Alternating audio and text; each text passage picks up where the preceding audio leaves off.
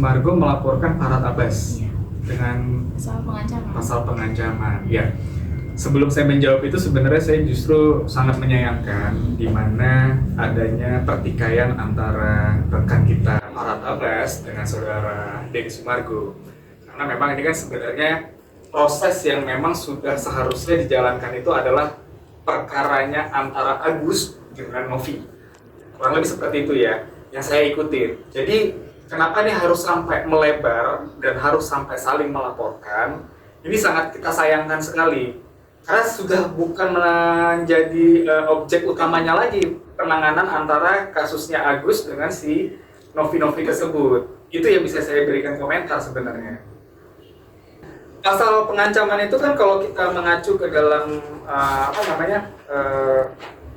undang-undang ITE ya, itu karena disampaikan melalui sosial media ya, bukan secara langsung. Berarti kan itu dikenakan di dalam pasal 29 Undang-Undang ITE, di mana ancamannya sendiri kurang lebih di maksimalnya di atas 4 tahun, 4 sampai 4 tahun begitu.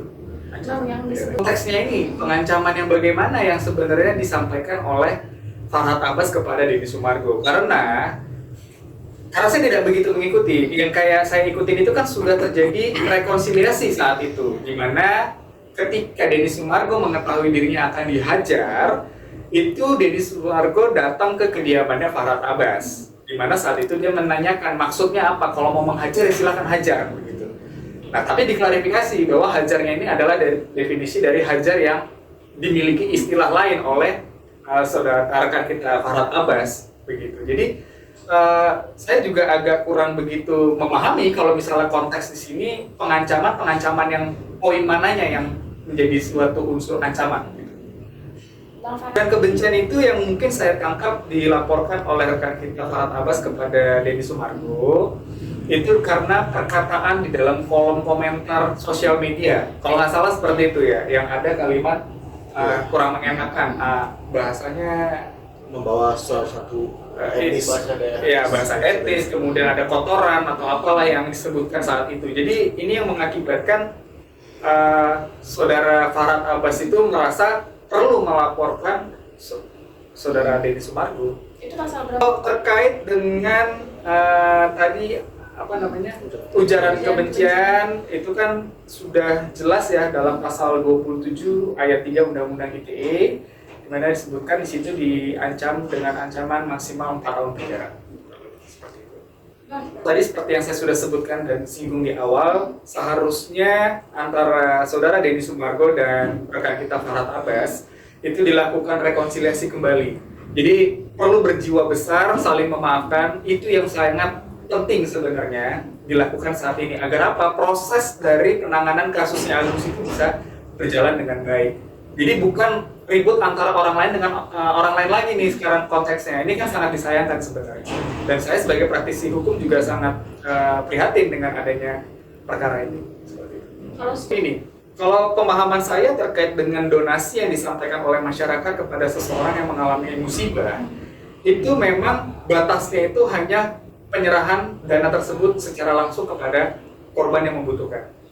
Terkait dengan korban membutuhkan ini menyalahgunakan dana tersebut untuk kepentingan pribadi atau yang bukan yang seharusnya, itu merupakan sebenarnya lebih ke sanksi sosialnya aja, gitu. Tetapi pertanggungjawaban hukumnya adalah ketika seseorang mengumpulkan donasi untuk seseorang korban yang memerlukan dana, tanggung jawab hukumnya hanya sebatas itu. Dana dikumpulkan, diserahkan kepada orang yang memerlukan, selesai. Terkait orang ini nanti menggunakan uang tersebut memang untuk kepentingan dia berobat, untuk kepentingan dia untuk menggunakan apapun itu sudah tidak ada lagi konteks hukumnya di situ. Tetapi pertanggungjawaban hukum itu yang saya jelaskan bahwa itu hanya sebatas seseorang mengumpulkan dana untuk orang ini dan dana itu diserahkan, cukup sampai di situ.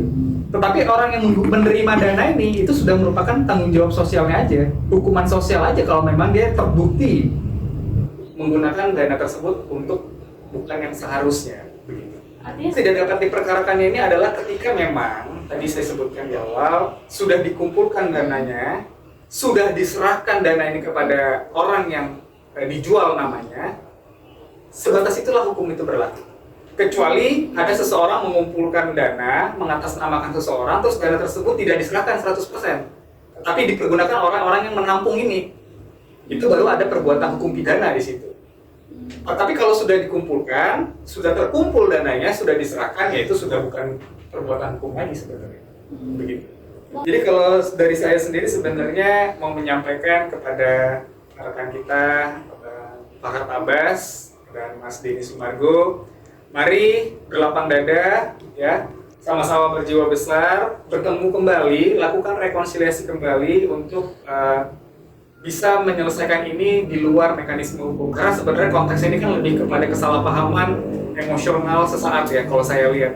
Jadi tidak perlu lagi harus merembet kemana-mana sih permasalahan ini. Cukup diselesaikan secara kekeluargaan aja. Itu.